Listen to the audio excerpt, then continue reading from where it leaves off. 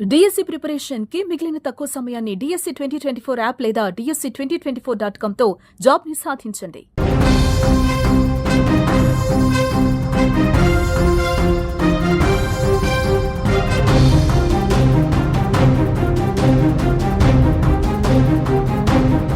ఇప్పుడిప్పుడే భారత్ పాకిస్తాన్ మధ్య ఉద్రిక్తతలు చల్లబడుతున్నాయి.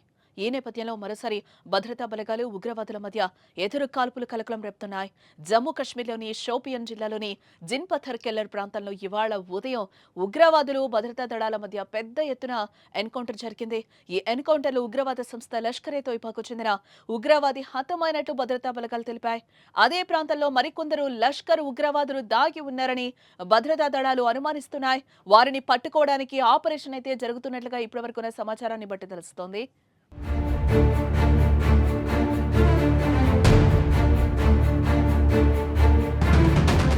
జమ్మూ కశ్మీర్లో ఇవాళ ఉదయం ఎన్కౌంటర్ చోటు చేసుకుంది. షోపియాన్లో ఉగ్రవాదులు భద్రతా బలగాల మధ్య జరిగిన కాల్పుల్లో ఓ ఉగ్రవాది హతమయ్యాడు. భారత్ పాకిస్తాన్ మధ్య కాల్పుల విరమణ ఒప్పందం అమల్లోకి వచ్చిన 3 రోజుల తర్వాత జరిగిన తొలి ఎన్కౌంటర్ ఇదే. ఆ ప్రాంతంలో 4 ఉగ్రవాదులు ఉన్నట్టు నిఘా వర్గాలు అప్రమత్తం చేయడంతో ఇండియన్ ఆర్మీ, జమ్మూ కశ్మీర్ పోలీసులు సంయుక్తంగా అక్కడకు చేరుకుని తనిఖీలు నిర్వహించాయి. ఈ సమయంలో ఉగ్రవాదులు కాల్పులు జరపడంతో భద్రతా బలగాలు అప్రమత్తమై ఎదురు కాల్పులు జరపడంతో ఎన్కౌంటర్ కు దారితీసింది. కాల్పుల్లో ఓ ఉగ్రవాది హతమవ్వగా మిగతా 3 సైన్యం చుట్టుముట్టింది. తొలుత కుల్గాంలోనూ తర్వాత షోపియాన్లో కాల్పులు మొదలయ్యాయి. దాదాపు 3 గంటలుగా భీకర కాల్పులు కొనసాగుతున్నట్లుగా సమాచారం అయితే అందుతోంది. అటవీ ప్రాంతంలో కొనసాగుతున్న ఈ ఎన్కౌంటర్ కు సంబంధించిన పూర్తి వివరాలు ఇంకా తెలియాల్సి ఉంది.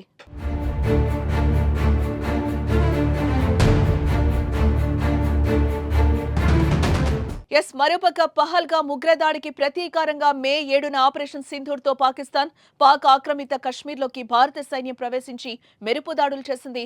దీంతో పాక్ రగిలిపోతూ భారత్ పై మే 8, 9 తేదీల్లో క్షిపణులు, డ్రోన్లు, యుద్ధ విమానాలతో దాడికి ప్రయత్నించింది.